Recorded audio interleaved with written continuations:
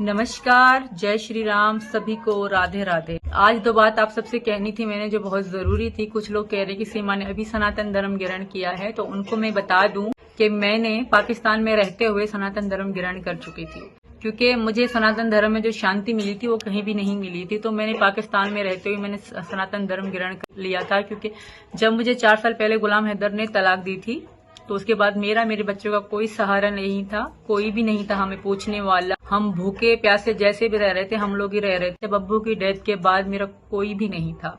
मैं सड़क पे आ गई थी, मैं बर्बाद हो गई थी, मैं दुखी परेशान हो गई थी, मेरे पास कोई साधन नहीं था। उसी दौरान मेरे सचिन जी ने मुझे कहा कि तुम यहाँ आ जाओ, मैं तुम्हारा सहारा बनूंगा। मेरे बच्चों को सहारा दिया, मुझे सहारा दिया, मेरे 4 बच्चों को स्वीकार किया। ये सचिन जी की बहुत बड़ा दिल है, वरना कोई वैसे नहीं करता। तो सचिन जी ने मुझे कहा था कि बच्चों के बिना हम नहीं चल सकते, बच्चे हमारी जिंदगी हैं, बच्चे हमारे साथ जरूरी हैं। और बच्चों के बगैर, क्योंकि मैं परेशान होती, दुखी होती, शायद मैं रह ही नहीं पाती, मैं मर जाती अपने बच्चों के बगैर। तो सचिन जी ने मुझे, मेरे बच्चों को स्वीकार किया। उसके बाद मैं भारत आई। भारत आने के तुरंत बाद वकील डॉक्टर AP सिंह जी के थ्रू, उनके जरिए से हम राष्ट्रपति जी के पास हमने याचिका लगाई थी। उसमें सारी चीजें डिटेल के साथ बताई गई हैं। कुछ लोग जो कह रहे हैं कि आज कल ये बातें हुई हैं, लोग जो प्रोपेगेंडा चला रहे हैं अभी के धर्म के खिलाफ, जो साजिश चला रहे हैं, तो उनको मैं बता दूं कि बहुत जुलाई में ही हमने वो याचिका लगा दी थी, जो मैंने लगवाई थी अपने भाई डॉक्टर AP सिंह के थ्रू लगवाई थी, उनके जरिए से।